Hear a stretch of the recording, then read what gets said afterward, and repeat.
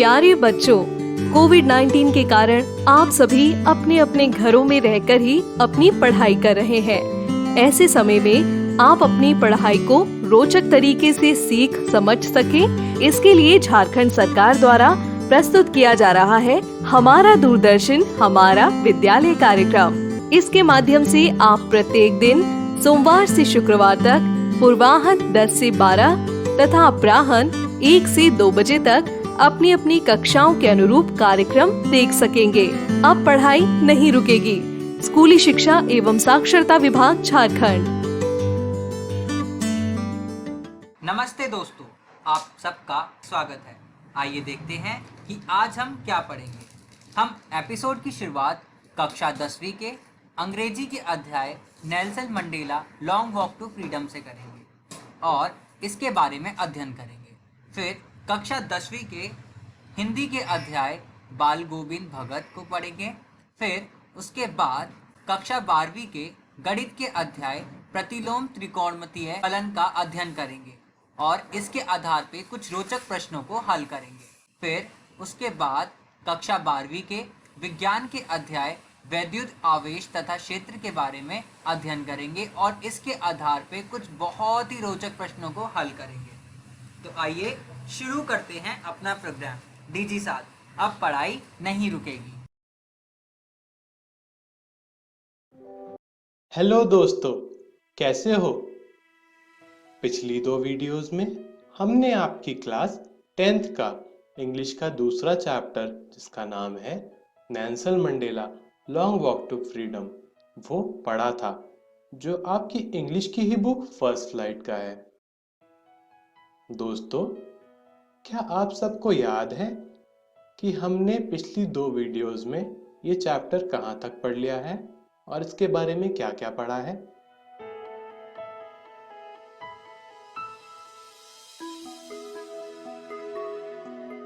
हमने पढ़ा है दिस इज एन ऑटोबायोग्राफी, यानी ये चैप्टर नेल्सन मंडेला की ऑटोबायोग्राफी मतलब उनकी आत्मकथा का एक हिस्सा है। और इस चैप्टर में उनकी आत्मकथा का वो हिस्सा है जिस दिन उनकी ओथ सेरेमनी मतलब उनका शपथ ग्रहण समारोह था। अबाउट नेल्सन मंडेला मतलब हमने नेल्सन मंडेला के बारे में कुछ बहुत ही इम्पोर्टेंट यानी कुछ बहुत ही ज़रूरी चीज़ें जानी थी, जैसे कि वो साउथ अफ्रीका के पहले ऐसे राष्ट्रपति थे जिनका रंग गोरा नहीं था। वो 30 साल जेल में भी बिता चुके थे। हमने और भी कई बातें जानी थी। ओथ सेरेमनी डे मतलब शपथ ग्रहण समारोह के दिन क्या क्या हुआ और उस दिन नेल्सन मंडेला के दिमाग में क्या क्या ख्याल आ रहे थे। आफ्टर ओथ सेरेमनी मतलब शपथ ग्रहण समारोह के बाद क्या हुआ। दोस्तों, आपको याद होगा शपथ ग्रहण समारोह के बाद नेल्सन मंडेला और उनकी पार्टी को सलामी दी जा रही थी एयरफोर्स के द्वारा और जवानों के द्वारा। इनॉग्रेशन डेज थॉट मतलब जिस दिन नेल्सन मंडेला का पहला दिन था काम करने के लिए, उनके दिमाग में और उनके मन में क्या क्या ख्याल आ रहे थे। दोस्तों, आगे की कहानी हम इस वीडियो में पढ़ेंगे, तो आइए देखते हैं हम इस वीडियो में क्या क्या पढ़ेंगे, क्या क्या सीखेंगे। Thoughts in mind of Nelson Mandela मतलब नेल्सन मंडेला के मन में, उनके दिमाग में क्या क्या ख्याल आ रहे थे, क्या क्या थॉट्स आ रहे थे। दोस्तों, आगे की कहानी उन्होंने कुछ इस तरह लिखी है कि हर व्यक्ति, हर आदमी के जीवन में 2 ऑब्लिगेशंस यानी 2 कर्तव्य होते हैं। पहला उसके परिवार के प्रति कि वो अच्छा पति, अच्छा पिता, अच्छा बेटा बन के दिखाए, और दूसरा उसकी कम्युनिटी यानी उसके समुदाय के प्रति, उसके देश के प्रति और उसके देश के लोगों के प्रति होती है। लेकिन साउथ अफ्रीका जैसी कंट्री मतलब साउथ अफ्रीका जैसे देश में जिस इंसान का रंग मेरी तरह काला हो और वो पिछड़ी जाति का हो, तो उसके लिए इम्पॉसिबल यानी बहुत असंभव है कि वो नॉर्मल ज़िंदगी बिता सके। उसके साथ हमेशा ही डिस्क्रिमिनेशन यानी भेदभाव होता रहता है, फिर चाहे वो जाति को लेकर हो या रंग को लेकर हो। उसके लिए बहुत ही मुश्किल होता है कि वो अपने परिवार और अपने देश के बीच बैलेंस बना सके यानी संतुलन बना सके। शुरुआत में तो मैंने भी संतुलन बनाने की पूरी कोशिश की थी, लेकिन जब मैंने ध्यान दिया तो पता चला कि मेरे से भी संतुलन बन नहीं पा रहा है। मैं अपनी एक ऑब्लिगेशन, जो हमारी पहली ऑब्लिगेशन होती है परिवार के प्रति, उसको पीछे छोड़ चुका हूँ। ना मैं अच्छा बेटा बन पा रहा हूँ, ना अच्छा पिता। मैं अपना कर्तव्य नहीं निभा पा रहा था। मैं आज़ाद होने की भूख के साथ पैदा नहीं हुआ था, मैं आज़ाद ही पैदा हुआ था। मुझे हर चीज़ की आज़ादी थी, जैसे बागीचे में भागने की आज़ादी, नदी में तैरने की आज़ादी जो मेरे गांव से होकर जाती थी, रात को आराम से लेटकर तारे गिनने की आज़ादी। और ये सब तब तक था जब तक मैं अपने पिता और अपने समुदाय की बातों का पालन करता रहूं। लेकिन जैसे ही मैं बड़ा हुआ, जवान हुआ, मुझे समझ आने लगा कि ये आज़ादी नहीं है, ये सब एक इल्यूजन है यानी भ्रम है। मैं आज़ाद नहीं था। पहले तो मैं सिर्फ अपने लिए आज़ाद होना चाहता था क्योंकि मुझे बंदिश पसंद नहीं थी। फिर मुझे पता चला कि मेरे जैसे और भी बहुत लोग हैं। मेरे भाई बहन भी मेरे साथी ही हैं जो इस बंदिश में हैं, वो भी आज़ाद होना चाहते हैं। उस वक्त मेरे को समझ आया, और उस वक्त की ही बात है जब मैंने राजनीतिक पार्टी ज्वाइन करी जिसका नाम था अफ्रीकन नेशनल कांग्रेस। फिर ये एक जुनून बन गया कि मुझे सबको आज़ाद करना है, सबके साथ मिलकर बुरे लोगों के खिलाफ आज़ादी की लड़ाई लड़नी है। और इस लड़ाई के चलते मैं एक ऐसा इंसान बन चुका था जो रूल्स मतलब नियमों का पालन नहीं करता था।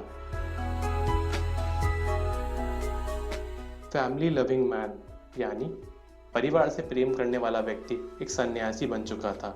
मेरा मानना है जो भी लोग भेदभाव करते हैं वो सभी कैदी हैं, नफरत के, नैरो माइंडेडनेस के। दोस्तों, नैरो माइंडेडनेस मतलब छोटे दिमाग यानी छोटी सोच के। दोस्तों, ये कहानी यहीं ख़त्म होती है। तो आज की इस वीडियो में हमने क्या पढ़ा? हमने पढ़ा नेल्सन मंडेला के दिमाग में क्या क्या ख्याल आ रहे थे, और उनके दिमाग में ये ख्याल आए कि हर व्यक्ति, हर आदमी के जीवन में दो ऑब्लिगेशंस होती हैं। पहली उसके परिवार के प्रति और दूसरी उसके देश के प्रति। साउथ अफ्रीका जैसे देश में ये दोनों ऑब्लिगेशंस का बैलेंस बनाना बहुत ही डिफ़िकल्ट यानी बहुत ही मुश्किल है। जब तक वो छोटे थे तब तक उनको ये लगता था कि वो आज़ाद हैं, उनको हर चीज़ की आज़ादी है। लेकिन जैसे ही वो बड़े हुए, जवान हुए, तब उनको समझ आया कि ये आज़ादी एक इल्यूजन यानी एक भ्रम है, वो आज़ाद नहीं थे। उसके बाद उन्होंने African national Congress party join करी, और उनका कहना था कि ये जो लोग भी भेदभाव करते हैं वो कैदी हैं, नफ़रत के और नैरो माइंडेडनेस के। दोस्तों, आप भी अपने घर जाके अपनी बुक फर्स्ट फ्लाइट से नेल्सन मंडेला चैप्टर ज़रूर पढ़ें। अगली वीडियो में हम कुछ प्रैक्टिस क्वेश्चंस जो बहुत ही इम्पोर्टेंट, बहुत ही ज़रूरी होंगे, वो पढ़ेंगे। Thank you. हेलो दोस्तों, कैसे हो? पिछली 3 वीडियोस में हमने आपकी क्लास 10th का इंग्लिश का दूसरा चैप्टर पढ़ लिया था जिसका नाम है Nelson Mandela long walk to freedom, जो आपकी इंग्लिश की ही बुक फर्स्ट फ्लाइट का है। तो दोस्तों, आज के इस वीडियो में हम उस चैप्टर से रिलेटेड कुछ प्रैक्टिस क्वेश्चंस पढ़ेंगे जो बहुत ही इंपॉर्टेंट होंगे। हर क्वेश्चन, हर प्रश्न पढ़ने के बाद मैं आपको कुछ सेकंड का समय दूंगा ताकि आप उसका उत्तर, उसका आंसर जान सके, सोच सके।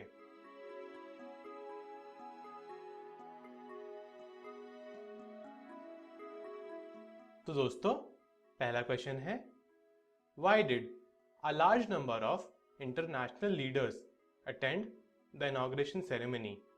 What did it signify the triumph of?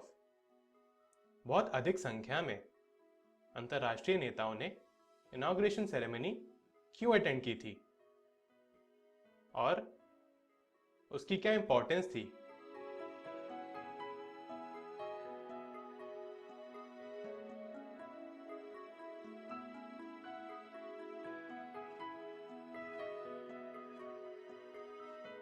दोस्तों, इसका आंसर है फर्स्ट डेमोक्रेटिक इलेक्शन सेरेमनी। मतलब जो इनॉग्रेशन सेरेमनी, जो ओथ सेरेमनी हो रही थी, वो साउथ अफ्रीका के पहले डेमोक्रेटिक, मतलब पहले लोकतांत्रिक चुनाव की सेरेमनी थी। इक्वालिटी टू ब्लैक पीपल, मतलब जो भी काले लोग थे उनको इक्वालिटी मिल रही थी, एक समान दर्जा मिल रहा था। Victory of equality over discrimination, मतलब भेदभाव के ऊपर जीत हो रही थी इक्वालिटी की। दोस्तों, अगला क्वेश्चन है, what did Mandela mean when he says he is simply the sum of all those African patriots who had gone before him? मतलब मंडेला का क्या कहना था जब उन्होंने कहा कि वो उन सभी अफ्रीकन पेट्रियट्स, यानी उन स्वतंत्रता सेनानियों का समूह है जो उनसे पहले जा चुके हैं।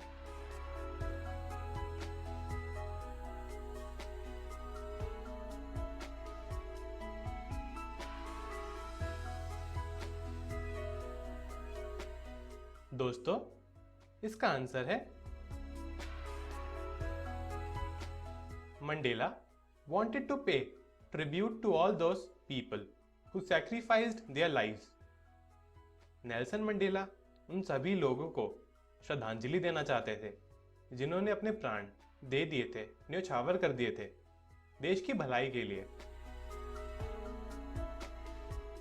He says he is simply the sum of all those patriots. और वो कह रहे थे कि वो उन सभी पेट्रियट्स, मतलब उन सभी स्वतंत्रता सेनानियों का समूह है।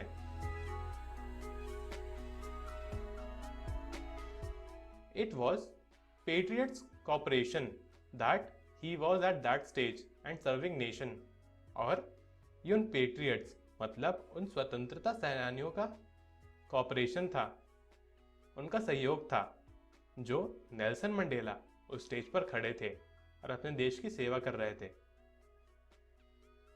अगला क्वेश्चन है, would you agree that the depths of operation create heights of character? How does Mandela illustrate this? Can you add your own example to this argument? दोस्तों, इसका मतलब है भेदभाव और दबाव की वजह से क्या कोई बड़ा कैरेक्टर बाहर निकल कर आता है? मंडेला ने इस बात को कैसे बताया है और क्या आप इस बात को समझाने के लिए अपना कोई एग्जाम्पल दे सकते हैं?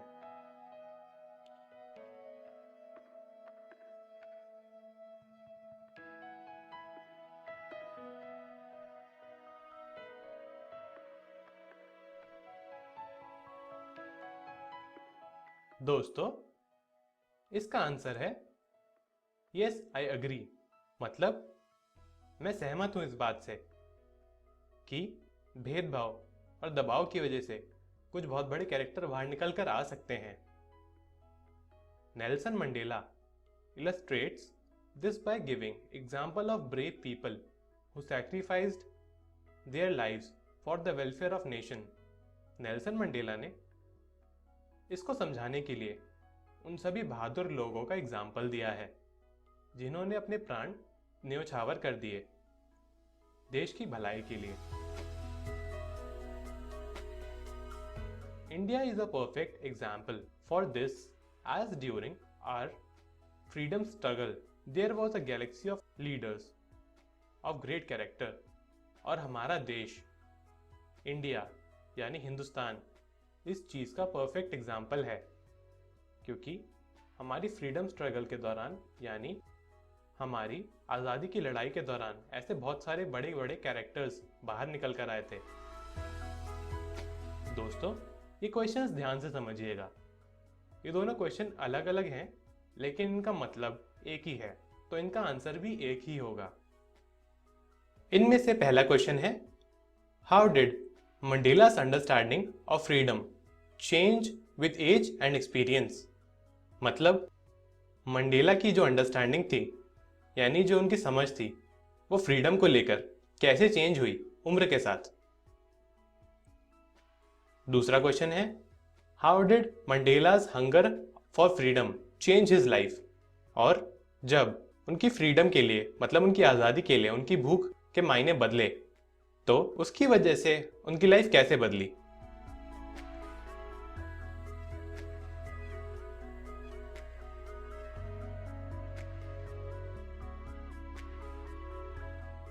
दोस्तों, इसका आंसर है, with age Mandela realized that he had a lot of responsibilities towards his community, people of country and country। उम्र के साथ नेल्सन मंडेला को ये एहसास हुआ, ये आभास हुआ कि उनके ऊपर कई सारी रिस्पॉन्सिबिलिटीज़ हैं, यानी कई सारी जिम्मेदारियां हैं उनकी कम्युनिटी मतलब उनके समुदाय के प्रति, उनके देश और देश के लोगों के प्रति। As a boy he thought he was born free. जब वो छोटे थे तब उनको लगता था कि वो पैदा ही आजाद हुए हैं।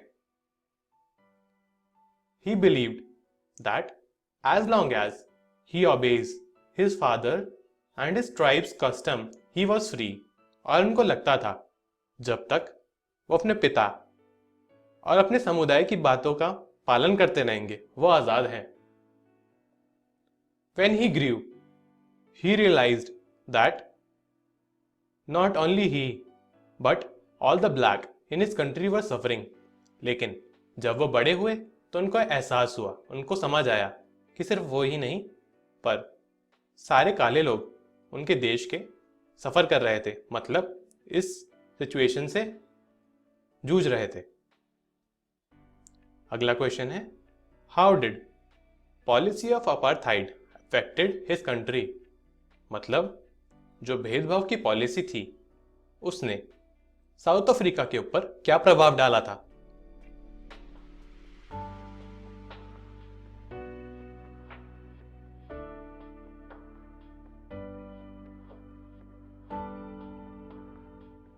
दोस्तों, इसका आंसर है,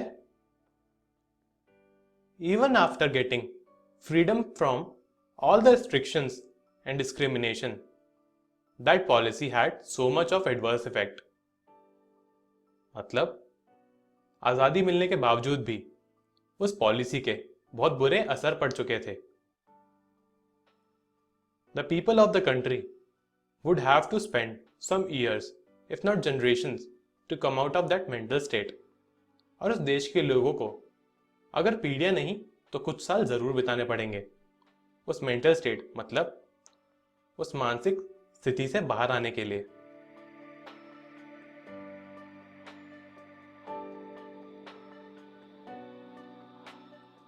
दोस्तों, अगला क्वेश्चन है, state twin obligations told by the author. मतलब ऑथर यानी नेल्सन मंडेला द्वारा ऐसी कौन सी दो ऑब्लिगेशंस थी जो एक इंसान की जिंदगी में बहुत जरूरी होती हैं।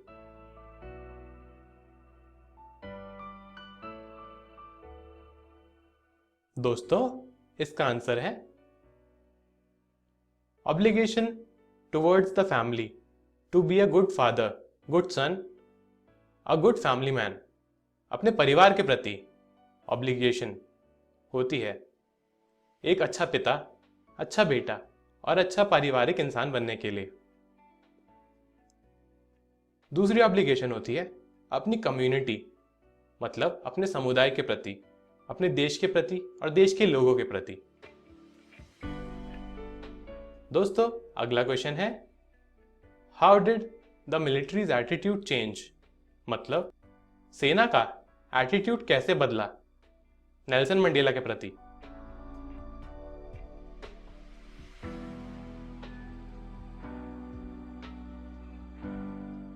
दोस्तों, इसका आंसर है, earlier Nelson Mandela was breaking rules and protesting for the rights of black people. पहले नेल्सन मंडेला रूल्स तोड़ा करते थे और काले लोगों के हक के लिए लड़ा करते थे, प्रोटेस्ट किया करते थे। Whites were sitting on the seat of union till then, और यूनियन की कुर्सी पर, मतलब सरकार की कुर्सी पर गोरे लोग बैठा करते थे तब तक। Now it was the seat of Nelson Mandela, so they saluted them. लेकिन अब वो नेल्सन मंडेला की कुर्सी थी, तो वो नेल्सन मंडेला को सैल्यूट कर रहे थे, उनकी रिस्पेक्ट कर रहे थे। तो दोस्तों, आज की इस वीडियो में हमने क्या पढ़ा? हमने नेल्सन मंडेला चैप्टर के कुछ बहुत ही इंपॉर्टेंट क्वेश्चंस पढ़े। आप सब भी अपने घर जाकर नेल्सन मंडेला चैप्टर दोबारा से जरूर पढ़ें ताकि आपको सब अच्छे से समझ आ जाए। Thank you.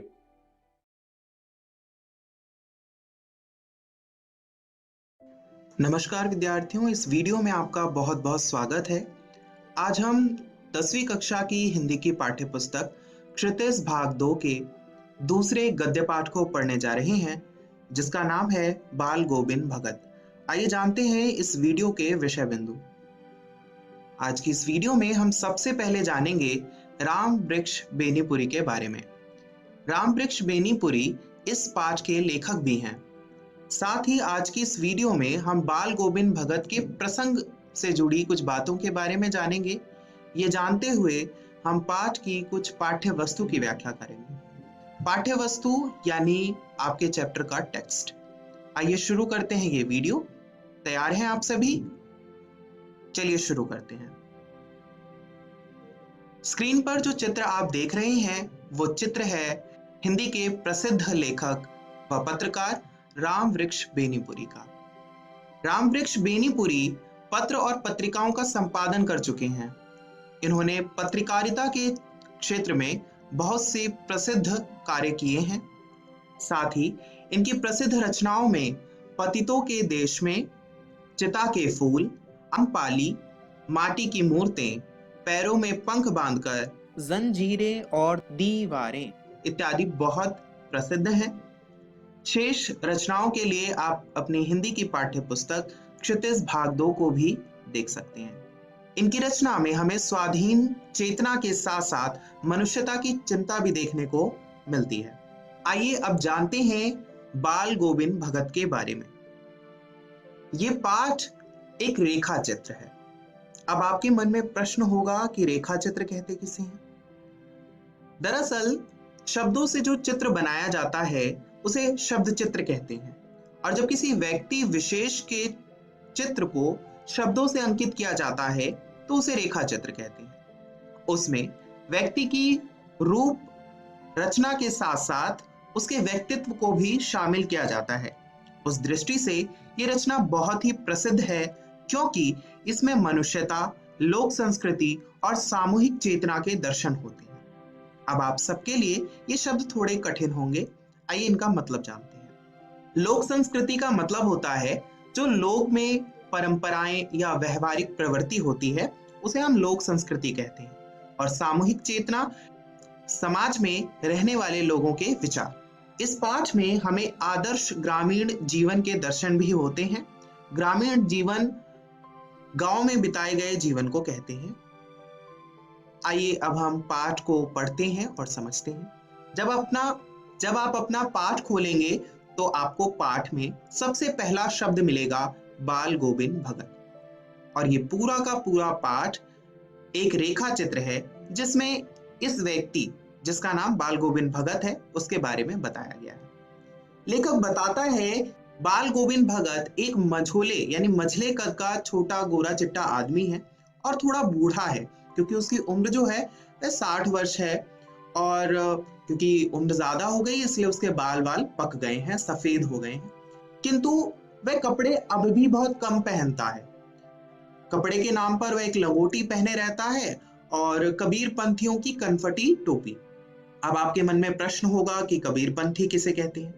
कनफटी टोपी एक प्रकार की ऐसी टोपी होती है जिससे कान को छिपाया जा सकता है, और ये आम राम भक्त कवि जो हैं वो पहने हुए आपको दिख जाएंगे। हाँ, अब जब सर्दी होती थी तो उस समय में ये जो व्यक्ति था जिसका नाम है बाल गोविंद भगत, ये एक काली कमली ओढ़े रहता था, यानी काली कमली यानी काले रंग का छोटा सा कम्बल ओढ़े रहता था।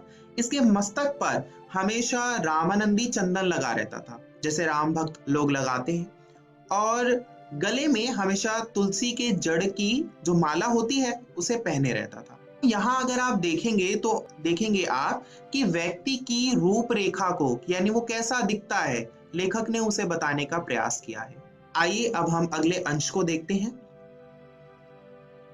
यहाँ पर लेखक स्पष्ट करता है कि जो रेखा चित्र उसने बताया है, जो व्यक्ति का स्वरूप उसने बताया है, उससे वह एक साधु लगता है, किंतु वह साधु नहीं है, वह एक गृहस्थ है। अब गृहस्थ क्या होता है? गृहस्थ वो व्यक्ति होता है जिसका एक परिवार होता है और सामाजिक कार्यों में वह जुड़ा होता है, उसे गृहस्थ बोलते हैं। तो वह एक गृहस्थ है क्योंकि उसके परिवार में उसका बेटा और उसकी बहू है, यानी जिसे पतोहू बोला गया है। पतोहू एक लोक संस्कृति का शब्द है जिसका अर्थ होता है पुत्रवधू। तो इसमें बताया गया है कि उसकी एक खेती बाड़ी थी और साफ सुथरा मकान भी था, यानी उसका एक व्यावसायिक जीवन भी था। तो आप देख सकते हैं कि वो कोई साधु नहीं था, वह एक गृहस्थ व्यक्ति था जिसको प्रमाणित किया है लेखक ने। अब जो कुछ हमने पढ़ा उसके आधार पर हम यह बता सकते हैं कि बाल गोविंद भगत एक ऐसा व्यक्ति था जिसका कद मंझोला था, यानी सामान्य था, और रंग गोरा था। 60 वर्षीय था, कम कपड़े पहनता था, उसके शरीर पर कपड़े बहुत कम होते थे, यह हमने जाना, और साथ ही मस्तक पर रामानंदी चंदन लगाता था, तुलसी जड़ की माला गले में पहनता था। गृहस्थ था। क्यों गृहस्थ था? क्योंकि उसका एक बेटा था और उसकी शादी हो गई थी और उसकी पुत्र वधू भी थी, इसलिए वह गृहस्थ था, और खेती बाड़ी तथा मकान भी था कुछ। तो इस आधार पर हम यहाँ पर बाल गोविंद भगत के दो स्वरूप को देखते हैं, एक तो उसका भक्ति जीवन और एक उसका गृहस्थ जीवन।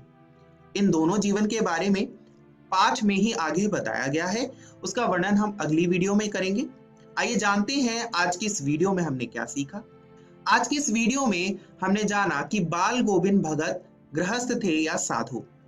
साथ ही बाल गोविंद भगत का रेखा चित्र भी हमने पढ़ा और समझा। स्क्रीन पर आप कुछ प्रश्न लिखे देख रहे हैं, आप इन प्रश्नों के उत्तर लिखने का प्रयास कीजिएगा। साथ ही घर जाकर इस अंश को जिसे हमने इस वीडियो में पढ़ा उसे पढ़िएगा, समझिएगा। अगली वीडियो देखने के लिए शेष पाठ पढ़कर आएं, जो आपकी हिंदी की पाठ्य पुस्तक क्षितिज भाग 2 में संकलित है। इस वीडियो को देखने के लिए बहुत बहुत धन्यवाद।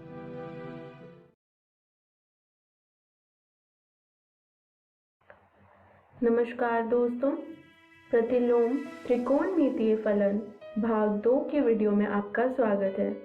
आइए जानते हैं इसमें हम क्या पढ़ेंगे।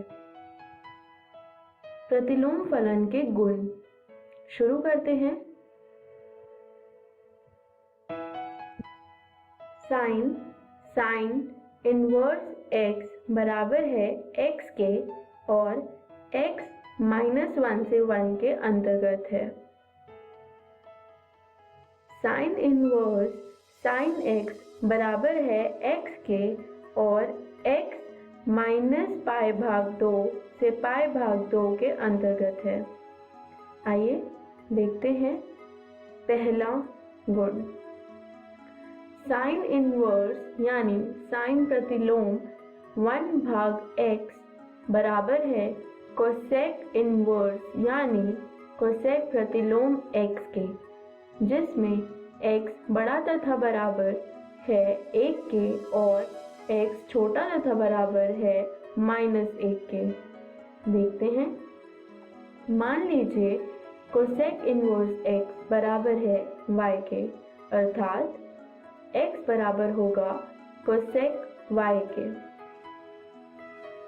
हम जानते हैं कोसेक x बराबर है 1 भाग साइन x के। इसका मतलब 1 भाग x बराबर होगा साइन y के। इसलिए साइन इनवर्स यानी साइन प्रतिलोम 1 भाग x बराबर होगा y के, और हमने y को कोसेक इनवर्स x माना था। इसका मतलब साइन इनवर्स 1/x बराबर होगा कोसेक इनवर्स x के। आइए देखते हैं दूसरा गुण। साइन इनवर्स -x बराबर है माइनस साइन इनवर्स x के, जिसमें x -1 से 1 समुच्चय के अंतर्गत है। देखते हैं हल। मान लीजिए साइन इनवर्स -x बराबर है y के, अर्थात -x बराबर होगा साइन y के, जिसका मतलब x बराबर होगा माइनस साइन y के, अर्थात x बराबर होगा साइन -y के, जिसका मतलब साइन प्रतिलोम x यानी साइन इनवर्स x बराबर होगा -y के, और y को हमने साइन इनवर्स -x माना था। तो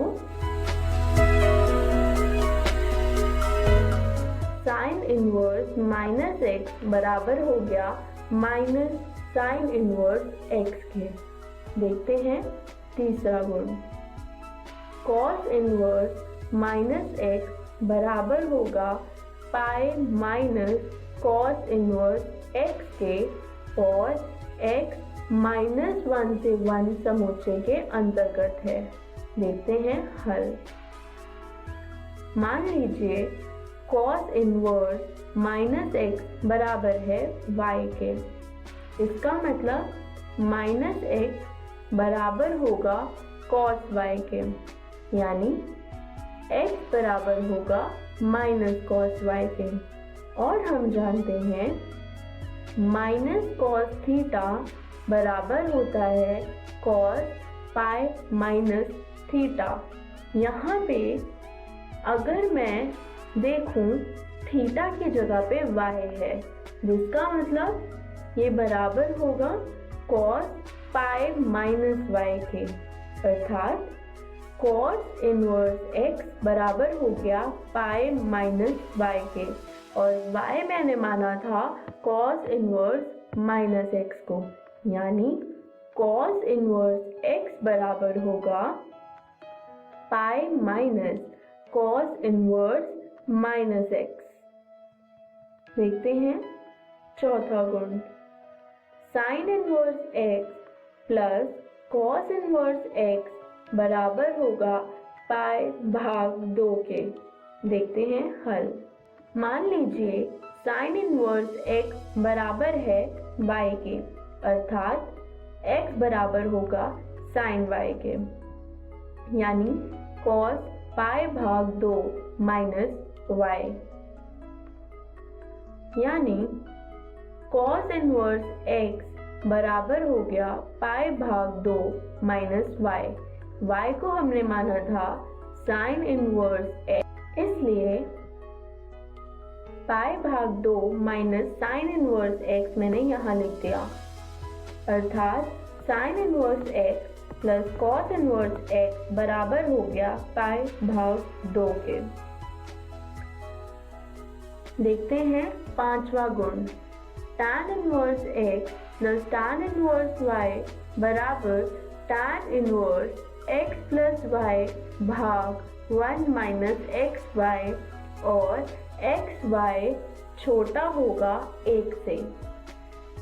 मान लीजिए tan इनवर्स x बराबर है थीटा के, और tan इनवर्स y बराबर है phi के, यानी x बराबर हो गया tan थीटा के और y बराबर हो गया tan phi के। अब हम जानते हैं tan थीटा प्लस phi बराबर होता है tan theta plus tan phi भाग 1 minus tan theta tan phi, यानी x प्लस y भाग 1 माइनस एक्स वाई, अर्थात थीटा प्लस फाई बराबर होगा tan inverse x plus y भाग 1 माइनस एक्स वाई के, अर्थात tan inverse x plus tan inverse y बराबर होगा tan inverse x plus y भाग 1 माइनस एक्स वाई के लिए। ध्यान दीजिए ये गुण एक्स वाई छोटा होगा 1 से जब तभी ये परिभाषित है। इसमें एक गुण और है जिसमें एक्स वाई बड़ा होगा -1 से, वह आप इसी प्रकार कर लेंगे। देखते हैं छठा गुण, 2 tan इनवर्स x बराबर साइन इनवर्स 2x भाग 1 प्लस x के वर्ग के। देखते हैं हल। मान लीजिए tan इनवर्स x बराबर है y के, यानी x बराबर है tan y के। इसका मतलब साइन इनवर्स 2x भाग 1 प्लस x के वर्ग बराबर होगा साइन इनवर्स 2 tan y भाग 1 प्लस tan y के वर्ग के।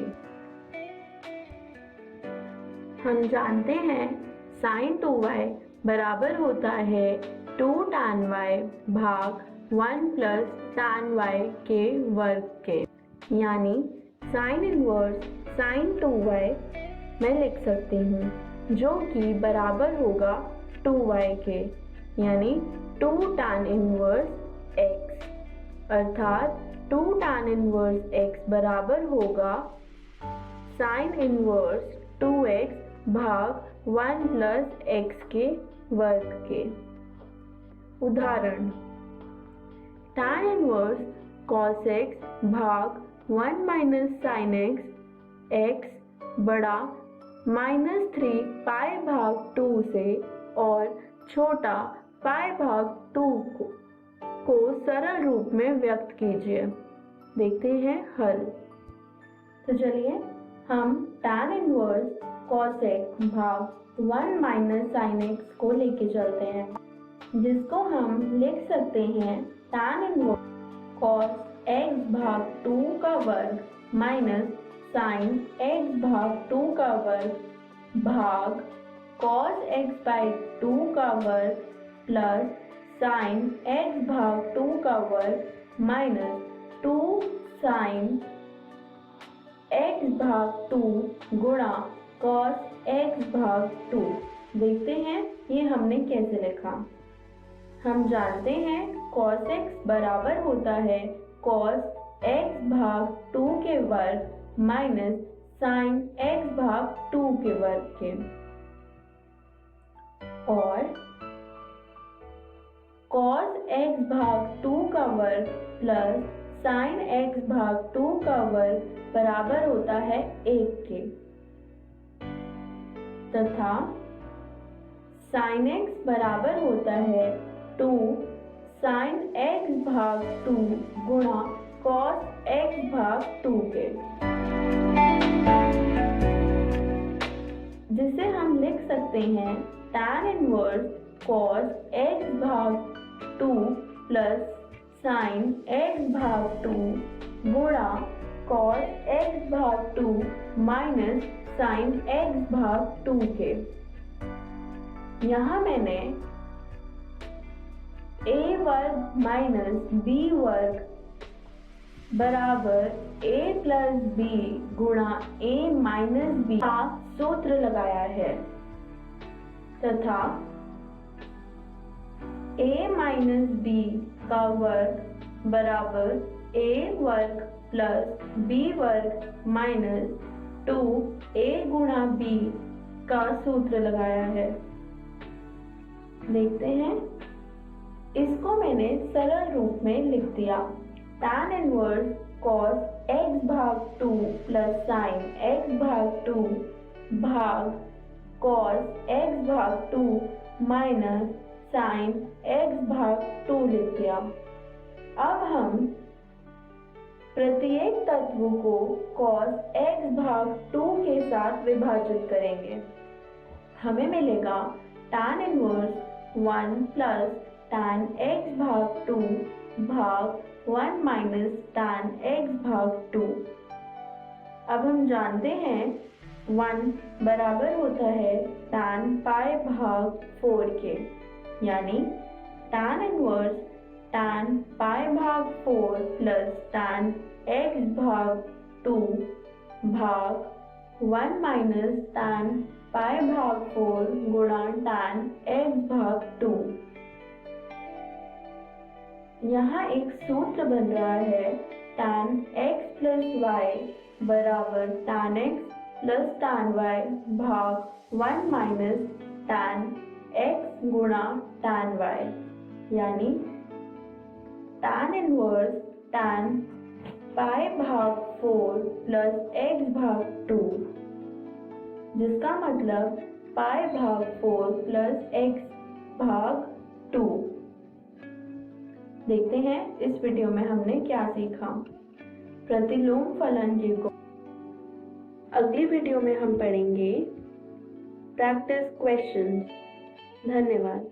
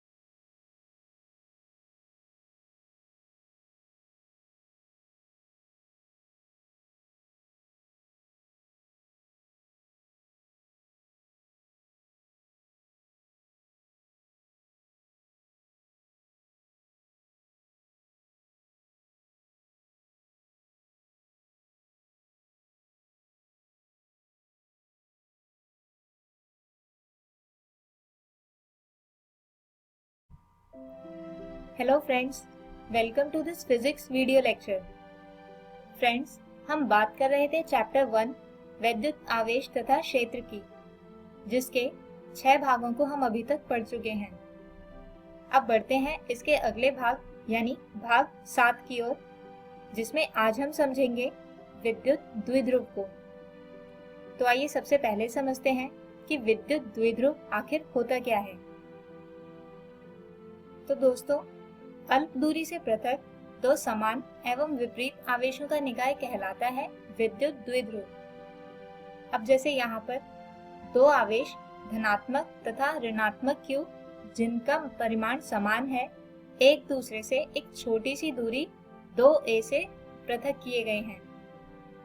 इसके अलावा एक विद्युत द्विध्रुव का आघूर्ण होता है P बराबर Q गुणा 2a और इसकी दिशा होती है ऋणात्मक Q से धनात्मक Q की ओर। आइए इसके बाद समझते हैं कि किसी विद्युत द्विध्रुव की वजह से बनने वाला वैद्युत क्षेत्र किस प्रकार का होता है। तो यहाँ इसमें सबसे पहले हम एक केस लेते हैं जब हमें वैद्युत क्षेत्र को मापना है द्विध्रुव के किसी अक्षीय बिंदु पर। तो हम यहाँ पर बना लेते हैं एक विद्युत द्विध्रुव जिसके दोनों किनारों पर धनात्मक Q तथा ऋणात्मक Q आवेश उपस्थित है और ये एक छोटी सी दूरी 2a से पृथक किए गए हैं। इस द्विध्रुव के अक्ष पर कुछ दूरी पर एक बिंदु P मान लेते हैं जिस पर हमें इस द्विध्रुव की वजह से बनने वाले वैद्युत क्षेत्र की गणना करनी है और ये बिंदु द्विध्रुव के मध्य बिंदु से r दूरी पर स्थित है। अब अगर हम यहाँ पर ऋणात्मक Q आवेश की वजह से बनने वाला वैद्युत क्षेत्र देखें तो वो होगा E बराबर ऋणात्मक 1/4 पाई एप्सिलॉन नॉट Q बटे R जमा a की घात 2। और क्योंकि ये वैद्युत क्षेत्र P यानी द्विध्रुव आघूर्ण के विपरीत दिशा में है, यानी धनात्मक से ऋणात्मक आवेश की ओर, इसी कारण यह एक ऋणात्मक क्वांटिटी है। ठीक इसी तरह अगर हम लिखें आवेश प्लस Q की वजह से बिंदु P पर लगने वाला वैद्युत क्षेत्र, तो वो होगा E बराबर 1/4 पाई एप्सिलॉन नॉट Q बटे R घटा a की घात 2, जो सदिश P के समान दिशा में होने की वजह से एक धनात्मक राशि है। अब कुल वैद्युत क्षेत्र निकालने के लिए इन दोनों ही वैद्युत क्षेत्र के राशियों को हमें जोड़ना होगा, यानी E बराबर होगा E धनात्मक आवेश की वजह से जमा E ऋणात्मक आवेश की वजह से, और जिसे जोड़ने पर आता है E बराबर Q बटे 4 पाई एप्सिलॉन नॉट गुणा 1/r घटा a की घात 2 घटा 1/r जमा a की घात 2। आइए अब हम एक और परिस्थिति लेते हैं जिसमें हम वैद्युत क्षेत्र की गणना करेंगे विद्युत द्विध्रुव के भूमध्य बिंदु पर। इसके लिए हम मान लेते हैं कि ये एक विद्युत द्विध्रुव है जिसके ऋणात्मक Q आवेश को बिंदु A और धनात्मक Q आवेश को बिंदु B पर मान लेते हैं। इस द्विध्रुव के भूमध्य तल पर यानी y अक्ष पर जो इसके मध्य बिंदु से पास होती है, उस पर r दूरी पर एक बिंदु P मान लेते हैं जिस पे हमें वैद्युत क्षेत्र की गणना करनी है। अब मान लीजिए कि इस बिंदु P पर धनात्मक आवेश Q की वजह से E1 वैद्युत क्षेत्र बिंदु M की दिशा में लग रहा है, जबकि ऋणात्मक आवेश Q की वजह से लगता है E2 वैद्युत क्षेत्र, वो भी बिंदु A की ही दिशा में, क्योंकि दोस्तों ऋणात्मक आवेश के वैद्युत क्षेत्र की दिशा आवेश की ओर ही होती है। अब अगर इन दोनों ही वैद्युत क्षेत्रों का रिजल्टेंट निकालें तो वो होगा x अक्ष की दिशा में, लेकिन इसकी दिशा होगी द्विध्रुव आघूर्ण के विपरीत। तो इस रिजल्टेंट को निकालने के लिए हम उपयोग करेंगे सदिशों का समानांतर चतुर्भुज योग का नियम, जिसे आप क्लास 11th में पहले ही पढ़ चुके हैं।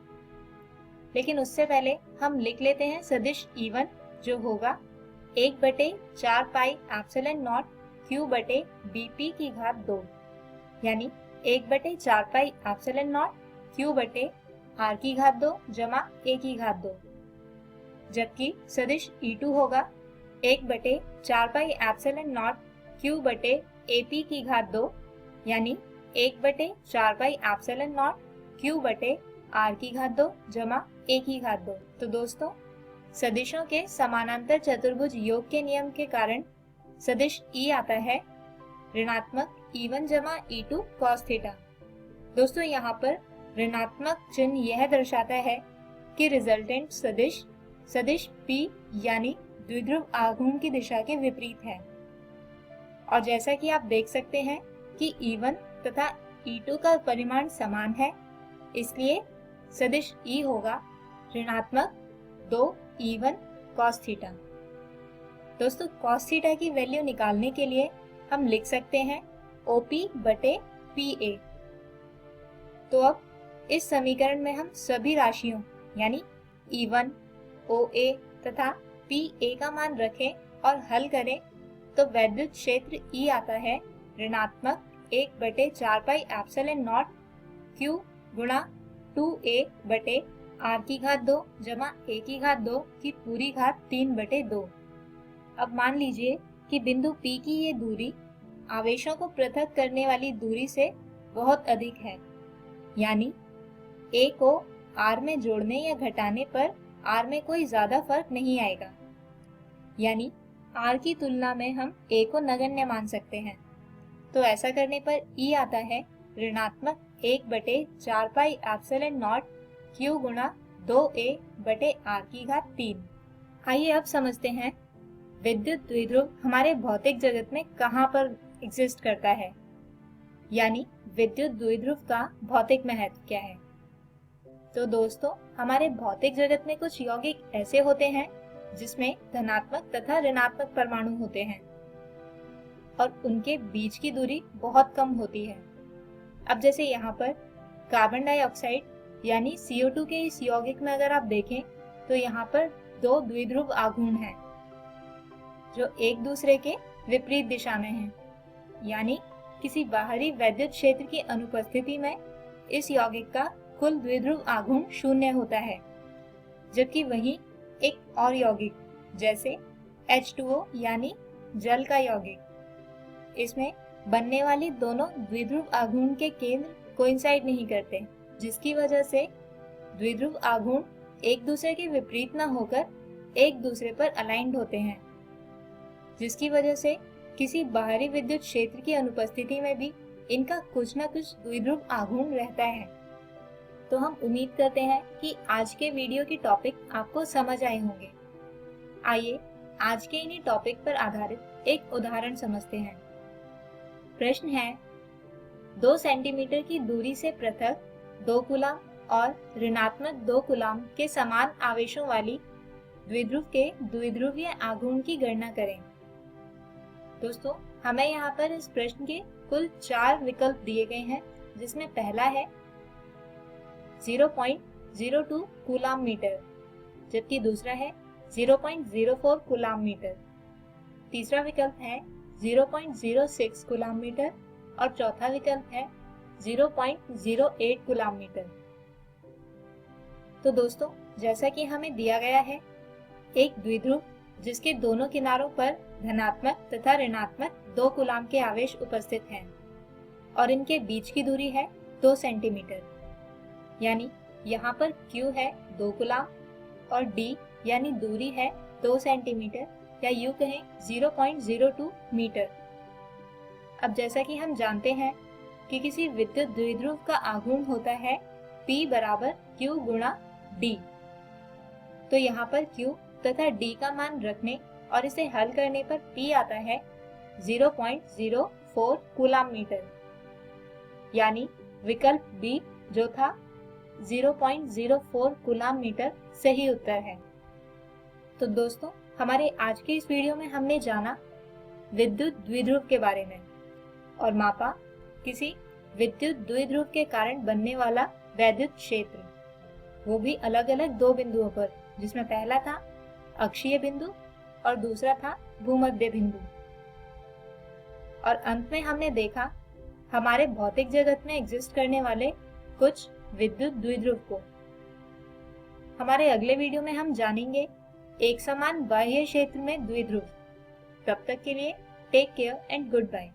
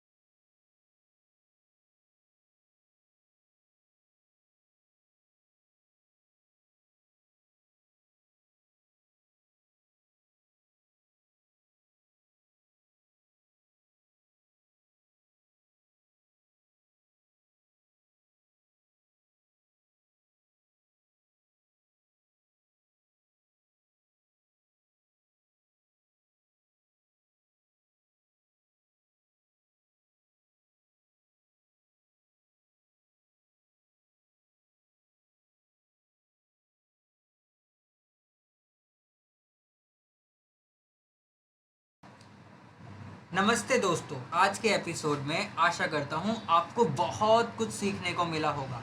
आइए देखते हैं कि आज हमने क्या पढ़ा। आज की इस वीडियो में हमने कक्षा 10वीं का इंग्लिश का अध्याय Nelson Mandela long walk to freedom के बारे में पढ़ा। उसके बाद कक्षा 10वीं की हिंदी का अध्याय बाल गोविंद भगत के बारे में पढ़ा। फिर कक्षा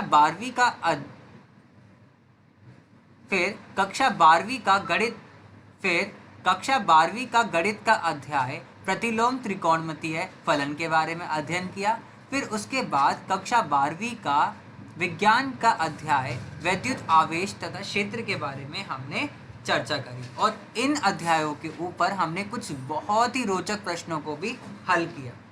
आइए देखते हैं हम लोग कल की वीडियो में क्या पढ़ेंगे।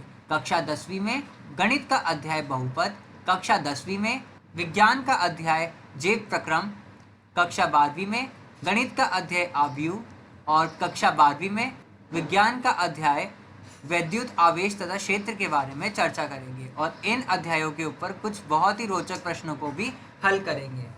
इस प्रसारण से संबंधित सुझाव, अपने प्रश्न इत्यादि आप हमें jcertrg@gmail.com तथा टोल फ्री नंबर 1800 5728 585 पर संपर्क कर सकते हैं।